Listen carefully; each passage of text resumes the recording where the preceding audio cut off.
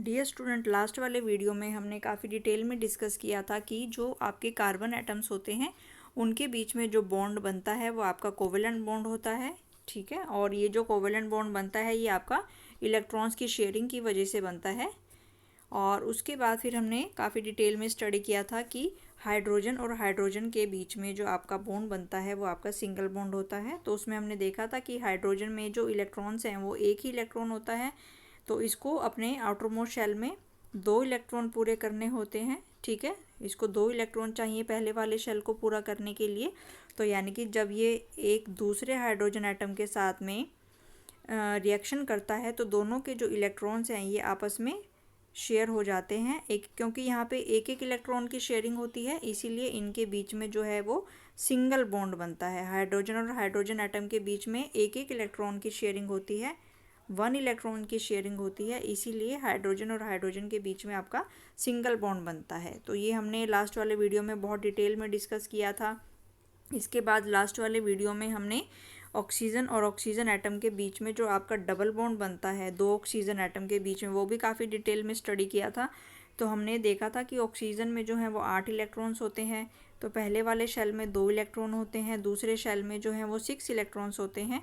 तो इसको अपना आउटर मोस्ट शेल पूरा करने के लिए 2 इलेक्ट्रॉन चाहिए, यानी कि पहले वाला जो ऑक्सीजन एटम है उसको भी 2 इलेक्ट्रॉन चाहिए और दूसरे वाला जो ऑक्सीजन एटम है उसको भी 2 इलेक्ट्रॉन चाहिए।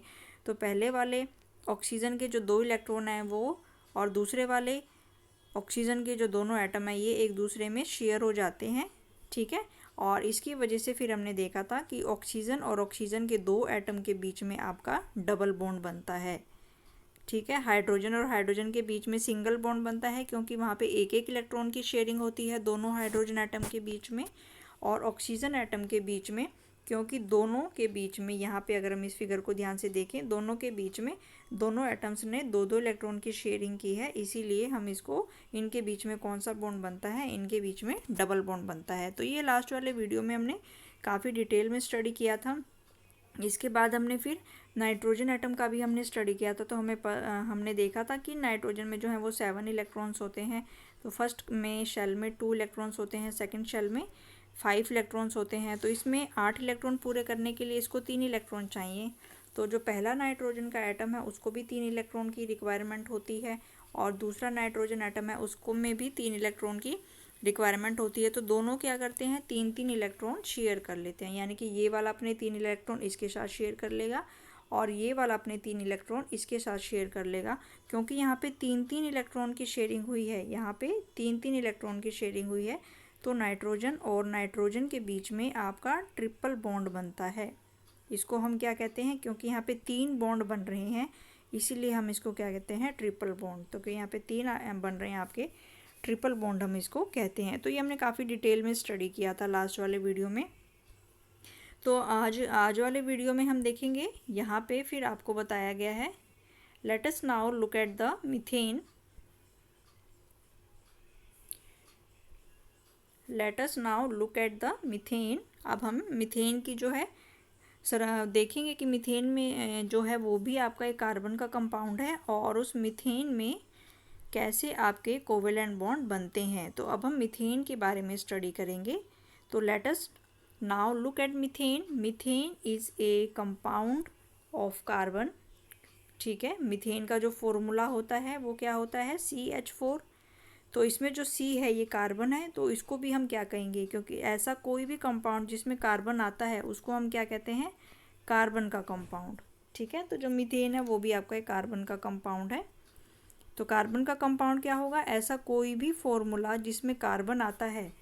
ठीक है, जैसे कि अगर मैंने ये लिख लिया CH4, तो इसमें भी कार्बन है, तो इसको भी हम क्या कहेंगे, कार्बन का कंपाउंड। ठीक है, अगर मैं लिखूँ CO2, तो इसमें भी कार्बन है, तो इसको भी हम क्या कहेंगे कि ये भी कार्बन का कंपाउंड है।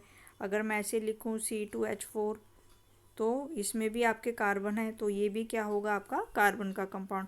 तो ऐसा कोई भी केमिकल फॉर्मूला जिसमें कोई भी एक एटम अगर कार्बन है तो उसको हम क्या कहेंगे, कार्बन का कंपाउंड कहेंगे। ठीक है, तो इसको हम कार्बन का कंपाउंड कहेंगे। तो CH4 जो मीथेन है वो भी आपका कार्बन का कंपाउंड है।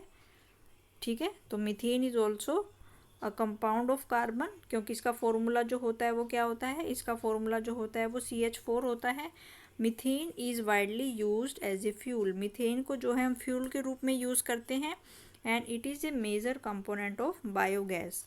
तो जो बायोगैस होती है, जो जिसको हम 10th क्लास में अभी आप पढ़ोगे चैप्टर नंबर 14 में, जब आप सोर्सेज ऑफ एनर्जी के बारे में पढ़ोगे तो वहाँ पे आप बायोगैस के बारे में भी स्टडी करोगे। तो वहाँ पे आपको पता चलेगा कि बायोगैस जो होता है, इसमें से जो गैस निकलती है ईंधन के रूप में इसका इस्तेमाल किया जाता है, फ्यूल के रूप में। और इसमें से जो गैस निकलती है वो मीथेन गैस होती है। यानी कि मीथेन गैस का जो फॉर्मूला होता है वो है आपका CH4।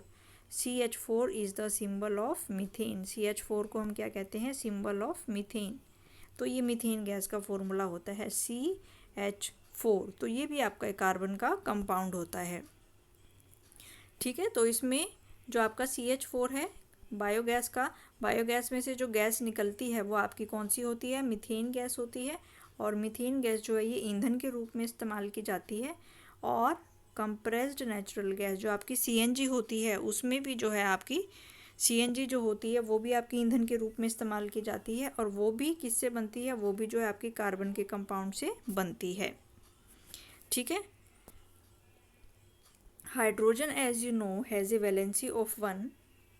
Hydrogen as you know has a valency of 1। आपको पता है कि हाइड्रोजन में जो है एक ही इलेक्ट्रॉन होता है और इसकी एक ही वैलेंसी होती है। And carbon is a tetravalent because it has 4 valence electrons.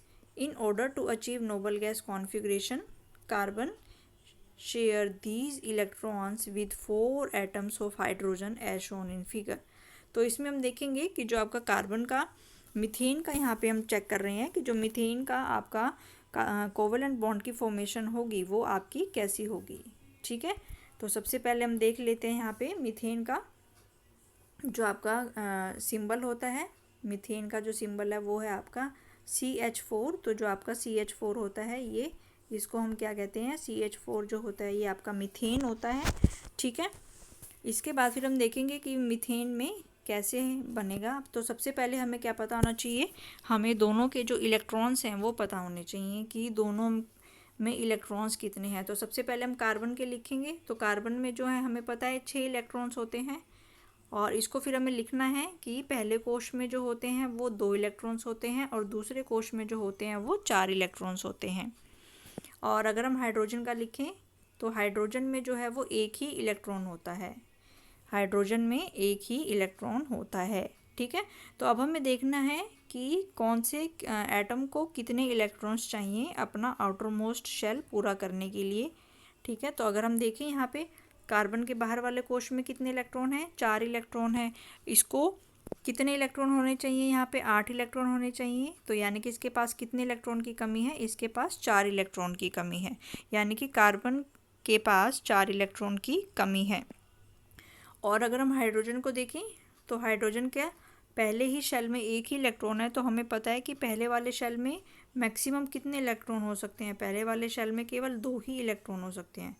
तो हाइड्रोजन के बाहर वाले कोश में 2 इलेक्ट्रॉन ही हो सकते हैं मैक्सिमम, क्योंकि ये पहला कोश है। तो पहले कोश में मैक्सिमम 2 इलेक्ट्रॉन हो सकते हैं।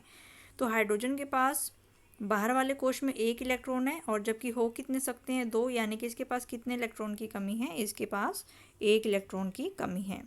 तो यहाँ पे हमने देखा कि कार्बन के पास 4 इलेक्ट्रॉन की कमी है और हाइड्रोजन के पास 1 इलेक्ट्रॉन की कमी है। ठीक है, तो अब हम इसको डायग्राम में देखेंगे। तो हमने देख लिया कि जैसे ये आपका कार्बन है, कार्बन के पास 4 इलेक्ट्रॉन की कमी है। ठीक है, तो हमने देखा था कि जब हमने कार्बन के बारे में बनाया था तो हमने देखा था कि जो कार्बन का है उसको हमने कैसे लिखा था, 2,4। यानी कि बाहर वाले शेल में इसमें 4 इलेक्ट्रॉन है। तो हम इसके 4 इलेक्ट्रॉन बना लेंगे यहाँ पे।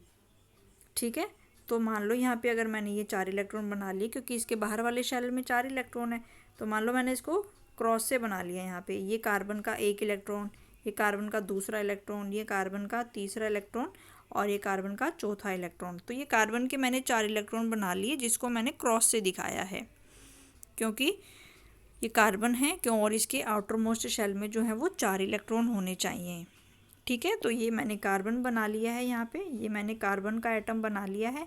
और क्रॉस से मैंने क्या दिखाया है, क्रॉस से मैंने इसके आउटर मोस्ट शेल के जो इलेक्ट्रॉन्स हैं उनको दिखाया है। अब दूसरा एटम हमारे पास कौन सा है, दूसरा एटम है हमारे पास हाइड्रोजन। और हाइड्रोजन के पास कितने इलेक्ट्रॉन है, एक ही इलेक्ट्रॉन है। हाइड्रोजन के पास एक ही इलेक्ट्रॉन है। तो यानी कि इस वाले कार्बन अगर हम यहाँ पे लिखें, ठीक है, तो अगर हम यहाँ पे लिखें, ठीक है, तो यहाँ पे मान लो एक हमारे पास हाइड्रोजन है, एक हाइड्रोजन है यहाँ पे, और इस हाइड्रोजन का जो इलेक्ट्रॉन है उसको मैंने ऐसे दिखा दिया है, ये वाले हाइड्रोजन का, क्योंकि इस वाले हाइड्रोजन के पास, इस वाले हाइड्रोजन के बाह्यतम कोश में एक ही इलेक्ट्रॉन है, तो इस वाले हाइड्रोजन को हम एक ही इलेक्ट्रॉन से दिखाएंगे। ठीक है, तो यहाँ पे हमने देखा कि जो कार्बन था, कार्बन के पास 4 इलेक्ट्रॉन थे, तो हमने कार्बन के जो 4 इलेक्ट्रॉन हैं उनको हमने ऐसे क्रॉस करके दिखा दिया। कार्बन के जो 4 इलेक्ट्रॉन हैं उनको हमने ऐसे क्रॉस करके दिखा दिया। और हाइड्रोजन के पास एक ही इलेक्ट्रॉन है, तो हाइड्रोजन को हमने ऐसे करके दिखा दिया। तो ये हाइड्रोजन का एक इलेक्ट्रॉन है और ये कार्बन के 4 इलेक्ट्रॉन हैं। ठीक है, तो इस तरीके से हमने इसको लिखा है यहाँ पे। तो अब हम देखेंगे कि इनके बीच में जो बॉन्ड है वो आपका कैसे बनेगा। तो कार्बन को 4 इलेक्ट्रॉन चाहिए, ठीक है, और कार्बन को 4 इलेक्ट्रॉन चाहिए और एक हाइड्रोजन केवल एक ही इलेक्ट्रॉन दे रहा है। कार्बन को 4 इलेक्ट्रॉन चाहिए, ठीक है, और इस वाले हाइड्रोजन से इसको कितने मिल रहे हैं, इस वाले हाइड्रोजन से इसे केवल एक ही इलेक्ट्रॉन मिल रहा है। तो इसका मतलब एक हाइड्रोजन का एटम कार्बन को एक इलेक्ट्रॉन दे रहा है और कार्बन को 4 इलेक्ट्रॉन चाहिए, तो इसका मतलब ये कितने हाइड्रोजन के साथ रिएक्शन करेगा, ये 4 हाइड्रोजन के साथ रिएक्शन करेगा। ठीक है, क्योंकि एक हाइड्रोजन केवल एक ही इलेक्ट्रॉन दे रहा है, क्योंकि उसके पास एक ही इलेक्ट्रॉन है देने के लिए।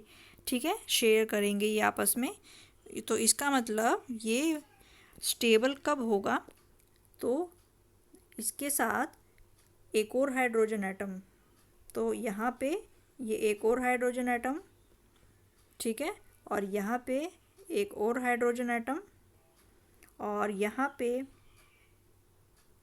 एक और हाइड्रोजन एटम जो है ये आपस में रिएक्शन करेंगे। क्योंकि ये जो हाइड्रोजन है ये केवल एक इलेक्ट्रॉन ही दे रहा है, एक हाइड्रोजन केवल एक इलेक्ट्रॉन ही दे रहा है, तो ये वाला हाइड्रोजन भी एक इलेक्ट्रॉन देगा, ये वाला हाइड्रोजन भी एक इलेक्ट्रॉन देगा, ये वाला हाइड्रोजन भी एक इलेक्ट्रॉन देगा, और ये वाला हाइड्रोजन भी एक इलेक्ट्रॉन देगा। तो इसके बाद फिर ये क्या हो जाएगा आपका स्टेबल।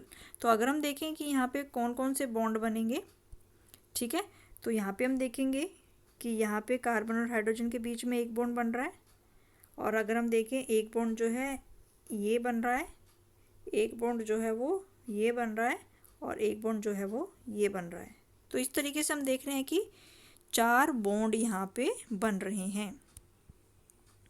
ठीक है, तो अगर हम देखें यहाँ पे कौन कौन से बॉन्ड बन रहे हैं, तो हमने देखा यहाँ पे कि कार्बन के पास जो है वो आउटर मोस्ट शेल में 4 इलेक्ट्रॉन है, तो यानी कि उसको कितने इलेक्ट्रॉन चाहिए, कार्बन को 4 इलेक्ट्रॉन चाहिए। ठीक है, तो कार्बन के पास जो 4 इलेक्ट्रॉन की कमी है उसको कौन पूरा करेगा, उसको हाइड्रोजन के 4 इलेक्ट्रॉन, क्योंकि हाइड्रोजन में तो एक हाइड्रोजन केवल एक ही इलेक्ट्रॉन दे सकता है, तो ये जो कार्बन है कम से कम इसको कितने हाइड्रोजन एटम के साथ रिएक्शन करनी पड़ेगी अपने इलेक्ट्रॉन को पूरा करने के लिए, क्योंकि कार्बन के पास कितने इलेक्ट्रॉन की कमी है, उसके पास 4 इलेक्ट्रॉन की कमी है, और एक हाइड्रोजन एटम केवल एक इलेक्ट्रॉन ही दे रहा है, तो इसको अपने बॉन्ड पूरे करने के लिए, अपने 4 इलेक्ट्रॉन की कमी पूरे करने के लिए कितने हाइड्रोजन एटम के साथ रिएक्शन करनी पड़ेगी, उसको 4 हाइड्रोजन एटम के साथ रिएक्शन करनी पड़ेगी। ठीक है, तो अगर हम यहाँ पे देखें तो किस तरीके से यहाँ पे फिर बॉन्ड बन रहे हैं हमारे, तो अगर हम देखें यहाँ पे, तो यहाँ पे जो हमारा ऐसे था C, तो एक बॉन्ड बना हमारा यहाँ पे ऐसे, एक बॉन्ड बना यहाँ पे ऐसे, और एक बॉन्ड बना यहाँ पे ऐसे, और एक बॉन्ड बना यहाँ पे ऐसे। तो इस तरीके से हमने देखा कि कार्बन और हाइड्रोजन के बीच में हमारे कोवेलेंट बॉन्ड बनते हैं, और ये फॉर्मूला क्या हो जाएगा, इसको हम लिखेंगे CH4, क्योंकि कार्बन के कितने एटम हैं, यहाँ पे कार्बन का एक ही एटम है। ठीक है, तो कार्बन का जो है ये एक ही एटम है, कार्बन का एक ही एटम है, और हाइड्रोजन के अगर हम काउंट करें 1 2 3 4। तो हाइड्रोजन के तो 4 एटम हैं और कार्बन का जो है वो एक ही एटम है। तो इसीलिए हमारा फॉर्मूला क्या बनेगा यहाँ पे CH4, कार्बन का एक एटम और हाइड्रोजन के 4 एटम। तो इस तरीके से जो हमारा ये कार्बन का कंपाउंड बना है इसको हम क्या कहते हैं, मीथेन कहते हैं। इसका क्या नाम होता है, मीथेन। और ये किस में यूज़ होता है, ये आपका CNG में यूज़ होता है, ये आपका बायोगैस में यूज़ होता है, ईंधन के रूप में इसका इस्तेमाल किया जाता है। इसको हम क्या कहते हैं, मीथेन। और इसका फॉर्मूला क्या बनेगा, CH4। क्या हम इसके फॉर्मूले को CH3 लिख सकते हैं? नहीं, हम इसके फॉर्मूले को CH3 नहीं लिख सकते, क्योंकि कार्बन को कम से कम अपने 4 इलेक्ट्रॉन की कमी पूरा करने के लिए कम से कम कितने इलेक्ट्रॉन के साथ, वो कितने हाइड्रोजन एटम के साथ रिएक्शन करनी पड़ेगी, क्योंकि उसके पास 4 इलेक्ट्रॉन की कमी है। तो उसके पास कम से कम कितने हाइड्रोजन के एटम होने, कितने हाइड्रोजन एटम होने चाहिए, 4 हाइड्रोजन के एटम होने चाहिए। अगर हम इसके साथ 2 हाइड्रोजन एटम की रिएक्शन कराएं या 3 हाइड्रोजन एटम की रिएक्शन कराएं तो ये जो है ये बॉन्ड आपका नहीं बनेगा, ये स्टेबल नहीं होगा, क्योंकि इसके इलेक्ट्रॉन की कॉन्फ़िगरेशन पूरी नहीं होगी। ठीक है, तो इसीलिए यहाँ पे आपको ध्यान में रखना है। तो ये चीज़ आपको ध्यान में रखनी है यहाँ पे कि कार्बन के पास 4 इलेक्ट्रॉन की कमी है, तो 4 इलेक्ट्रॉन की कमी को 4 हाइड्रोजन एटम पूरा करेंगे। ठीक है, 4 हाइड्रोजन एटम पूरा करेंगे, इसीलिए इसमें कार्बन का एटम तो एक है और हाइड्रोजन के एटम 4 हैं, और इसीलिए इसका फॉर्मूला क्या बनेगा, CH4, जिसको हम कहते हैं कार्बन कंपाउंड, मीथेन। ठीक है, अगर पेपर में हमसे फिर ये पूछा जाता है कि कोई भी फॉर्मूला हमें दे देंगे और हमें बताएंगे कि इसमें सिंगल बॉन्ड बन रहा है या डबल बॉन्ड बन रहा है, तो इसमें अगर हम इस फिगर को ध्यान से देखें तो इसमें कौन सा बॉन्ड बन रहा है, इसमें आपका सिंगल बॉन्ड बन रहा है। ठीक है, तो इसमें आपका सिंगल बॉन्ड बनता है। इसके बाद दूसरी चीज़ आपसे पूछी जाएगी कि इसमें कितने कोवेलेंट बॉन्ड बन रहे हैं। तो इसमें अगर हम बॉन्ड काउंट करें तो एक बॉन्ड ये बन रहा है, बॉन्ड नंबर 1, ये बॉन्ड नंबर 2, ये बॉन्ड नंबर 3 और बॉन्ड नंबर 4। ठीक है, तो यहाँ पे कितने कोवेलेंट बॉन्ड बन रहे हैं, यहाँ पे 4 कोवेलेंट बॉन्ड जो हैं वो बन रहे हैं। तो ये भी आपको कोई भी दे देंगे, आपको करने के लिए कोई भी फॉर्मूला आपको करने के लिए बता देंगे और आपसे पूछेंगे कि उसमें कितने बॉन्ड आपके बन रहे हैं। तो आपको ये ध्यान से देखना है कि इसमें जो है वो आपके 4 कोवेलेंट बॉन्ड की फॉर्मेशन होगी। तो डियर स्टूडेंट, आई होप ये सभी को बहुत अच्छे से समझ आ गया होगा। तो यहाँ पे हमने मीथेन के बारे में स्टडी की है। ठीक है, तो यहाँ पे जो हमने मीथेन के बारे में स्टडी की है, हमने देखा कि जो मीथेन का फॉर्मूला होता है वो CH4 होता है और इसमें 4 कोवेलेंट बॉन्ड आपके बनते हैं। 4 covalent bonds are formed in this carbon compound. ठीक है, नेक्स्ट इसमें फिर हमें जो नेक्स्ट हमें करना है ये इस फिगर में दिया हुआ है आपको। ठीक है, इसको हम कहते हैं, ये आपको दिया हुआ है यहाँ पे। ठीक है, सेम यही हमने अभी देखा है। तो इसको हम क्या कहते हैं, इसको हम क्या बोलते हैं, this is the electronic dot structure for methane. इसका नाम क्या होता है, इलेक्ट्रॉन डॉट स्ट्रक्चर। इसको हम कौन सा कहते हैं, इलेक्ट्रॉन डॉट स्ट्रक्चर, क्योंकि इसमें हमने जो इलेक्ट्रॉन है उसको क्रॉस से या डॉट से दिखाया है, इसीलिए हम इसको इलेक्ट्रॉन डॉट स्ट्रक्चर भी कहते हैं। तो ये इसमें बताया हुआ है। तो ये आपका कार्बन का कंपाउंड है। ठीक है, कार्बन के जो 4 इलेक्ट्रॉन हैं वो क्रॉस से दिखाए हुए हैं। तो एक पहला इलेक्ट्रॉन ये है कार्बन का, ये दूसरा इलेक्ट्रॉन है, ये तीसरा इलेक्ट्रॉन है और ये चौथा इलेक्ट्रॉन है। तो कार्बन के जो 4 इलेक्ट्रॉन हैं उनको क्रॉस से दिखाया हुआ है, और जो हाइड्रोजन के 4 एटम हैं उनके एक एक इलेक्ट्रॉन को डॉट से दिखाया गया है। तो ये इसके ऊपर वाला ये जो हाइड्रोजन है इसके पास ये एक एटम हो गया, इस वाले हाइड्रोजन के पास ये एटम हो गया, इस वाले हाइड्रोजन के पास ये एटम है और इस वाले हाइड्रोजन के पास ये एटम है। तो इनके बीच में शेयरिंग ऑफ इलेक्ट्रॉन्स की वजह से आपके 4 बॉन्ड की फॉर्मेशन होगी। तो इसको हम क्या कहते हैं, इलेक्ट्रॉन डॉट स्ट्रक्चर। ठीक है, इसके बाद दिया गया है यहाँ पे एलोट्रॉप्स ऑफ कार्बन, कि कार्बन जो होता है वो डिफरेंट फॉर्म्स में पाया जाता है। कार्बन जो होता है वो डिफरेंट फॉर्म्स में पाया जाता है, यानी कि कार्बन के जो अलग अलग डिफरेंट फॉर्म हैं इनकी, carbon occurs in different forms in nature, कि नेचर में जो कार्बन होता है वो डिफरेंट फॉर्म्स में मिलता है। इनकी जो फिज़िकल प्रॉपर्टी होती है वो डिफरेंट होती है। ठीक है, जैसे फॉर एग्ज़ाम्पल यहाँ पे बताया गया है कि जो डायमंड है एंड ग्रेफाइट, ये are formed by carbon atom, कि जो डायमंड और ग्रेफाइट होते हैं वो आपके कार्बन एटम से मिलके बने होते हैं, लेकिन दोनों की जो प्रॉपर्टी होती है, फिजिकल प्रॉपर्टी, वो दोनों की डिफरेंट होती है। ठीक है, तो यहाँ पे दोनों की जो प्रॉपर्टी हैं ये डिफरेंट होती हैं, जिसमें फिर यहाँ पे ये स्ट्रक्चर दिखाया गया है आपको। ठीक है, तो ये जो स्ट्रक्चर है, ये जो स्ट्रक्चर है आपका, this is the structure of diamond. तो ये डायमंड का स्ट्रक्चर होता है। तो जो डायमंड है, जो हम डायमंड रिंग में जो डायमंड का इस्तेमाल करते हैं, वो वही वाला डायमंड है। तो ये डायमंड भी जो है ये कार्बन कंपाउंड है, क्योंकि ये कार्बन एटम से मिलके बना होता है, ये कार्बन का कंपाउंड है। ठीक है, इसी तरीके से यहाँ पे जो आपका ग्रेफाइट है, ठीक है, एक दूसरे कार्बन का दूसरी चीज़ जो आपकी कार्बन एटम से बनती है वो है आपका ग्रेफाइट। यानी कि जो आप पेंसिल यूज़ करते हो लिखने के लिए, तो पेंसिल का जो लीड होता है, ठीक है, वो भी जो है आपका ग्रेफाइट से मिलके बना होता है।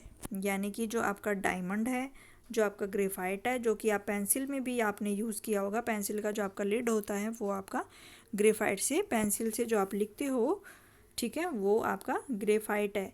और वो ग्रेफाइट भी किससे मिलके बना होता है? कार्बन से मिलके बना होता है। और जो आप डायमंड रिंग देखते हो, यानी कि जो आपका डायमंड है, वो भी आपका कार्बन से मिलके बना होता है। और एक और स्ट्रक्चर होता है, इसको हम कहते हैं, इसमें कार्बन के जो 60 एटम्स हैं वो आपस में एक फुटबॉल जैसी संरचना बनाते हैं। ठीक है, तो ये आपकी ये भी नेचर में आपकी एक चीज़ पाई जाती है। ठीक है, इसमें कार्बन के जो 60 एटम्स हैं ये आपस में मिलके फुटबॉल जैसी संरचना बनाते हैं, और इसको हम क्या कहते हैं? फुलरीन। ठीक है, तो ये फुटबॉल जैसी संरचना है, इसमें कार्बन के 60 एटम्स होते हैं, और इसको हम कहते हैं फुलरीन। तो हमने देखा कि कार्बन जो है डिफरेंट फॉर्म्स में नेचर में पाया जाता है। पहला स्ट्रक्चर है ग्रेफाइट का, दूसरा स्ट्रक्चर है डायमंड का, और तीसरा स्ट्रक्चर है फुलरीन्स का। These two different structures result in the diamond and graphite having the very different physical property even though their chemical properties are same। यानी कि जो ग्रेफाइट है और जो डायमंड है, ठीक है, इनकी केमिकल प्रॉपर्टीज़ तो सेम होती है, लेकिन इनकी फिजिकल प्रॉपर्टी जो है वो डिफरेंट होती है। ठीक है, क्योंकि डायमंड जो होता है, diamond is the hardest substance known. क्योंकि डायमंड जो होता है वो सबसे ज़्यादा हार्ड होता है। पूरे वर्ल्ड में जो सबसे हार्ड चीज़ होती है, सबसे कठोर चीज़ होती है, हार्ड का मतलब कि जो डायमंड है वो आपका सबसे ज़्यादा कठोर है। पूरे वर्ल्ड में जो सबसे ज़्यादा कठोर चीज़ है वो आपकी डायमंड होती है, और ये कार्बन से मिलके बना होता है। लेकिन graphite is the smooth and slippery. लेकिन जो ग्रेफाइट होता है वो बहुत ही नाजुक होता है और स्लिपरी होता है। ठीक है, दोनों ही चीज़ें आपकी कार्बन से मिलके बनी हैं, लेकिन जो डायमंड होता है वो सबसे ज़्यादा कठोर होता है, और जो ग्रेफाइट होता है वो आपका स्मूथ होता है, चिकना और स्लिपरी होता है। इसके बाद अगला जो डिफरेंस है कि graphite is a good conductor of electricity while diamond is not. ठीक है, कि जो ग्रेफाइट होता है वो गुड कंडक्टर ऑफ इलेक्ट्रिसिटी होता है, यानी कि उसमें से करंट पास हो सकता है। जो ग्रेफाइट होता है that is a good conductor of electricity. यानी कि जो आपका ग्रेफाइट है, ठीक है, ये पहली प्रॉपर्टी में हमने क्या डिफरेंस देखा कि कार्बन और ग्रेफाइट, डायमंड और ग्रेफाइट दोनों ही आपके कार्बन एटम से मिलके बने होते हैं, कार्बन के कंपाउंड होते हैं। लेकिन ग्रेफाइट जो है वो स्मूथ होता है, स्लिपरी होता है, लेकिन डायमंड जो है वो सबसे हार्ड मटेरियल आपका होता है। और ग्रेफाइट जो है ये कंडक्टर ऑफ इलेक्ट्रिसिटी है, यानी कि इसमें से करंट क्रॉस कर सकता है, ग्रेफाइट में से करंट आपका क्रॉस कर सकता है, जबकि जो डायमंड है that is not a conductor of electricity. Diamond में से करंट आपका क्रॉस नहीं कर सकता। ठीक है, तो ये सारी इन्फॉर्मेशन यहाँ पे दी गई थी। नेक्स्ट इसमें फिर आपको बताया गया है this is the versatile nature of carbon, कि ऐसी आगे जैसे फर्स्ट वीडियो में जैसे मैंने इंट्रोडक्शन वाला चैप्टर, इंट्रोडक्शन में जो वीडियो आपके लिए बनाया था उसमें मैंने आपको बताया था कि कोई भी चीज़ आप देखो वो आपकी कार्बन से मिलके बनी होती है। चाहे आप अपना खाना देखो, आप अपने कपड़े देखो, आप फर्नीचर देखो, दवाइयाँ, मेडिसिन, सब जगह जो भी चीज़ें हैं आपकी बॉडी के अंदर का जो DNA है, RNA है, सभी चीज़ें जो हैं वो आपकी कार्बन से मिलके बनी होती हैं। ठीक है, और ऐसी फिर हम देखते हैं कि ऐसी क्या चीज़ है कि जो हर जगह कार्बन आपका पाया जाता है। तो हम ये देखेंगे ऐसी क्या चीज़ है कार्बन के अंदर, ऐसी क्या खासियत है जिसकी वजह से हर चीज़ में कार्बन प्रेजेंट होता है। तो ये चीज़, तो इसी को ही हम क्या कहते हैं, नेक्स्ट वीडियो जो हम इसमें देखेंगे that is the versatile nature of carbon, कि ऐसी कार्बन में क्या चीज़ है, ऐसी कार्बन में क्या प्रॉपर्टी पाई जाती है जिसकी वजह से हम चारों हर किसी चीज़ में कार्बन देख सकते हैं, यानी कि हर चीज़ में कार्बन प्रेजेंस होता है। ऐसी क्या प्रॉपर्टी है कार्बन में जिसकी वजह से चाहे आपकी दवाइयाँ हैं, कपड़े हैं, फर्नीचर है, कोई भी चीज़ आप देखते हो उसमें कार्बन प्रेजेंट होता है। इसी को ही हम क्या कहते हैं, वर्सेटाइल नेचर ऑफ कार्बन। ठीक है। We have seen the formation of covalent bond by sharing the electron in various elements and compound। तो हमने देखा कि कैसे जो है आपके कोवेलेंट बॉन्ड बनते हैं, और कोवेलेंट बॉन्ड कार्बन एटम्स के बीच में बनते हैं, और ये किस वजह से बनते हैं, that is the sharing of electrons. तो ये जो है आपके इलेक्ट्रॉन के शेयरिंग की वजह से बनते हैं। ठीक है। We also have seen the structure of simple carbon compound methane. उसके बाद फिर हमने किसके बारे में स्टडी की कि जो कार्बन का कंपाउंड मीथेन है उसमें कैसे आपका स्ट्रक्चर बनता है। We saw many things using the carbon, we our shelf are made up of the carbon compound, यानी कि जो हम खुद हैं, हम खुद भी जो है कार्बन कंपाउंड से मिलके बने होते हैं। ठीक है, हम भी जो है वो कार्बन कंपाउंड से मिलके बने होते हैं। अभी जैसे हमने देखा कि कार्बन में ऐसी कौन सी प्रॉपर्टी है इज सीन इन कार्बन, कि why this property is seen in the carbon, कि कार्बन में ही ऐसी ये प्रॉपर्टी क्यों पाई जाती है जिसकी वजह से वो कोवेलेंट बॉन्ड बना सकता है, वो किसी भी चीज़ में प्रेजेंस होता है, चाहे मेडिसिन हो, कोई भी चीज़ है उसमें वो जो प्रेजेंट होता है। तो हम देखेंगे कि यहाँ पे 2 फैक्टर्स हैं। ठीक है, the 2 factors in case of carbon. तो ये क्वेश्चन आपका बहुत इंपॉर्टेंट है और ये बोर्ड में हमेशा आपका 4 मार्क्स का आता है।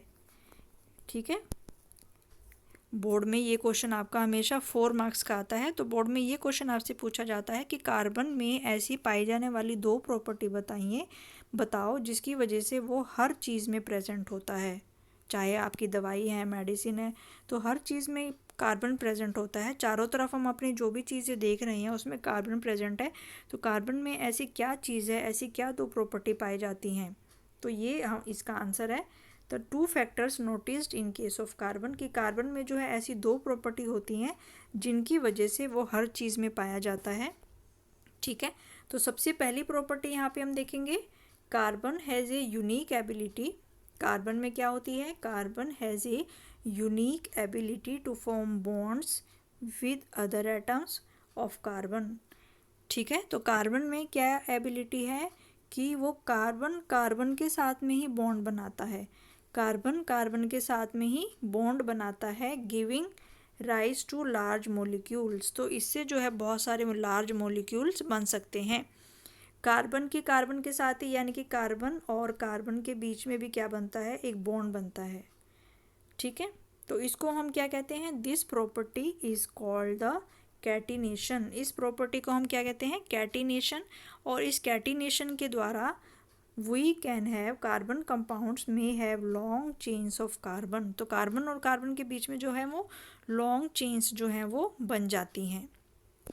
इसके बाद और क्या क्या चीज़ें यहाँ पे हो सकती हैं कि कार्बन और कार्बन के बीच में जो बॉन्ड बनते हैं, कार्बन और कार्बन के बीच में जो बॉन्ड बनते हैं वो आपके सिंगल भी हो सकते हैं, वो डबल भी हो सकते हैं, वो ट्रिपल भी हो सकते हैं। यानी कि अपने आउटर मोस्ट शेल के अपने इलेक्ट्रॉन की कमी को पूरा करने के लिए वो सिंगल बॉन्ड भी बना सकता है, वो डबल बॉन्ड भी बना सकता है, वो ट्रिपल बॉन्ड भी बना सकता है।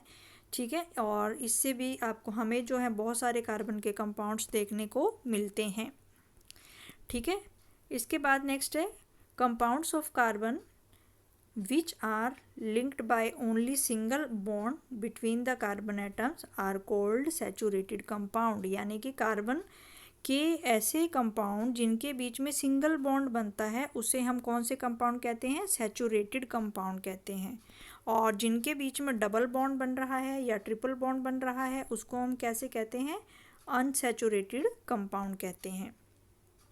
ठीक है, no other element exhibits the property, no other element exhibits the property of catenation to the extent seen in the carbon compound। कि कार्बन के कंपाउंड में जितनी कैटिनेशन की प्रॉपर्टी पाई जाती है किसी और एटम में इतनी कैटिनेशन की प्रॉपर्टी नहीं पाई जाती। सिलिकॉन कुछ बनाता है लेकिन उसमें जो रिएक्टिविटी होती है, उसमें जो कंपाउंड्स होते हैं वो काफ़ी ज़्यादा रिएक्टिव होते हैं, ठीक है। और इसके बाद जो कार्बन और कार्बन के बीच में जो आपके बॉन्ड बनता है वो काफ़ी ज़्यादा स्ट्रॉन्ग होता है, स्टेबल होता है। इसीलिए हमें बहुत सारे large number of compounds with many carbon atoms linked to each other. तो कार्बन और कार्बन के बीच में जो बॉन्ड बनता है वो काफ़ी ज़्यादा स्ट्रॉन्ग होता है, स्टेबल होता है, ठीक है। और किसी भी दूसरे एटम में ये प्रॉपर्टी नहीं पाई जाती। तो इसमें तो हमने देखा कि पहली प्रॉपर्टी कौन सी है, तो पहली प्रॉपर्टी है आपकी कैटिनेशन की। तो कैटिनेशन का मतलब क्या है, कैटिनेशन का मतलब है कि कार्बन और कार्बन के बीच में बॉन्ड बनना, उसी को ही हम कैटिनेशन कहते हैं, ठीक है। जैसे कि हमने देखा कि अगर पहला इसके बीच में पहला बॉन्ड बना, कार्बन ने कार्बन के साथ में बना लिया, तो यानी कि ये कोई मॉलिक्यूल बन जाएगा।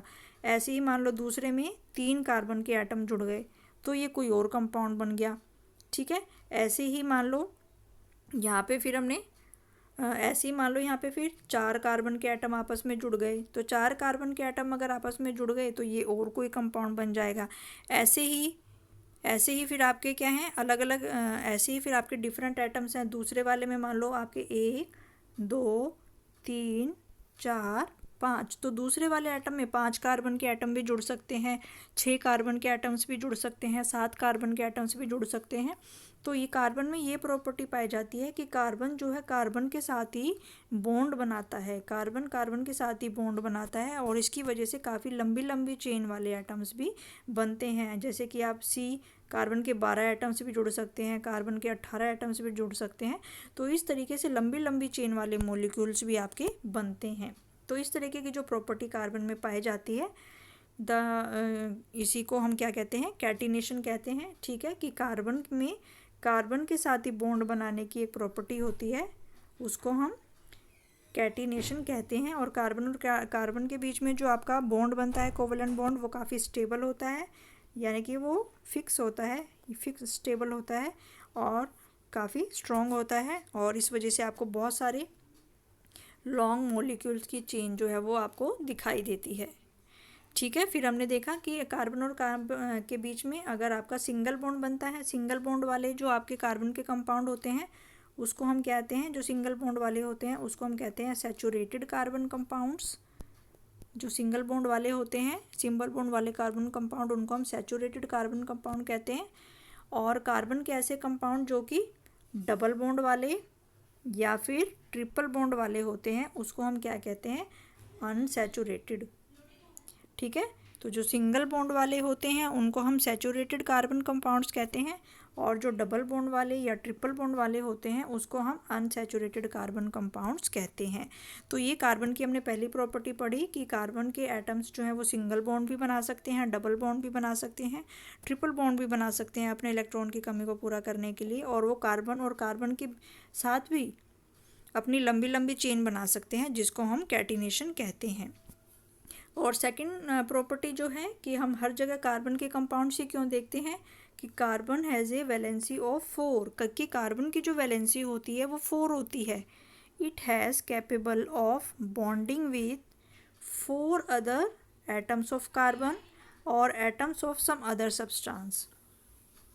कार्बन, ठीक है, कि कार्बन की जो वैलेंसी होती है वो 4 होती है, यानी कि ये 4 कार्बन एटम्स के साथ भी जुड़ सकता है और 4 दूसरे एटम्स के साथ भी ये जुड़ सकता है, ठीक है। तो इसमें बताया गया है कि compounds of carbon formed with oxygen, यानी कि ये ऑक्सीजन के साथ भी रिएक्शन कर सकता है, ये हाइड्रोजन के साथ भी रिएक्शन कर सकता है, नाइट्रोजन के साथ भी, सल्फर के साथ भी, क्लोरीन के साथ भी, और many other element giving rise to the compound with the specific property which depend on the elements other than carbon compound in the molecules, ठीक है। तो इसमें हमने देखा कि कार्बन की जो वैलेंसी है वो 4 होती है, क्योंकि कार्बन को जो है 4 इलेक्ट्रॉन चाहिए होते हैं, यानी कि 1 2 3 4, कार्बन की 4 वैलेंसी होती है, यानी कि ये 4 एटम के साथ बॉन्ड बना सकता है। मान लो कि अगर इसने हाइड्रोजन के साथ रिएक्शन कर ली, यानी कि यहाँ पे भी हाइड्रोजन आ गया, यहाँ पे भी हाइड्रोजन आ गया, यहाँ पे भी हाइड्रोजन आ गया, तो यहाँ पे भी हाइड्रोजन आ गया, तो ये भी आपका एक टाइप का क्या बन गया, कंपाउंड बन गया।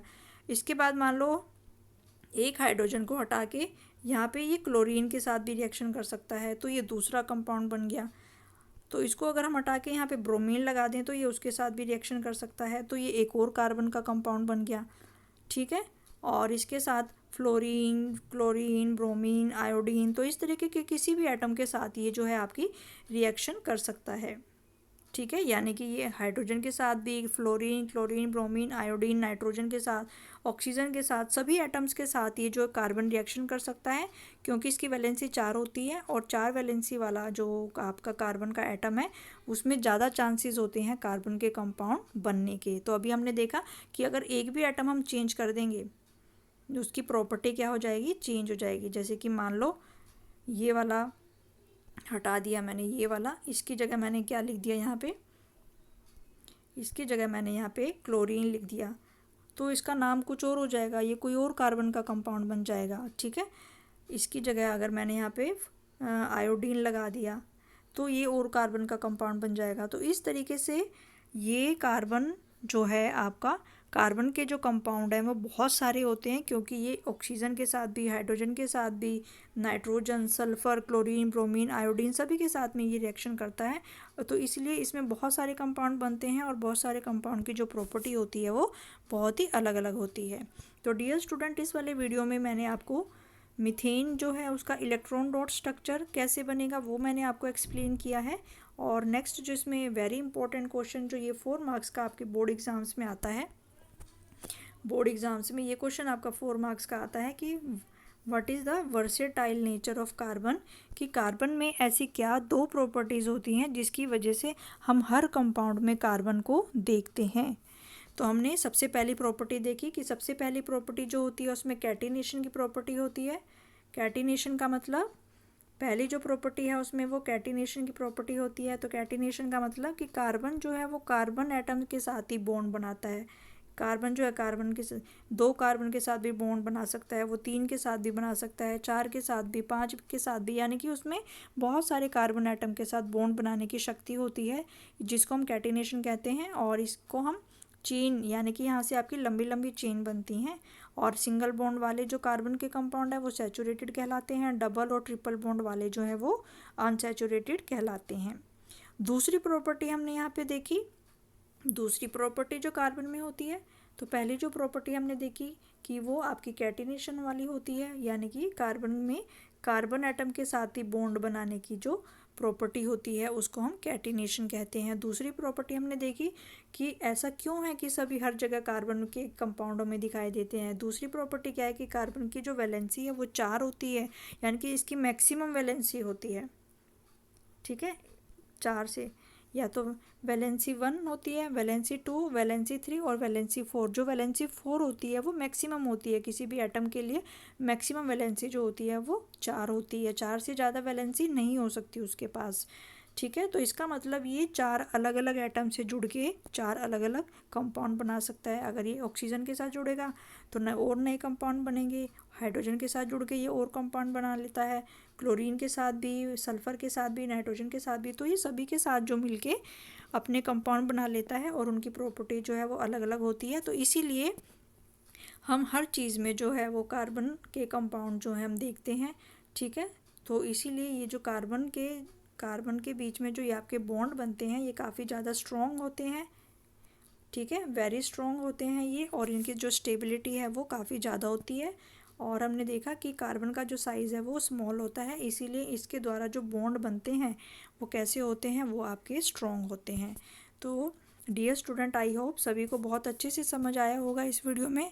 मैंने जो पढ़ाया है पहले आप उसको रीड करेंगे और वीडियो को सुनने के बाद आप अपने आप रफ़ नोटबुक में उसको बनाने की कोशिश करेंगे। रिटन प्रैक्टिस जितनी ज़्यादा करेंगे उतना बेस्ट है। Thank you.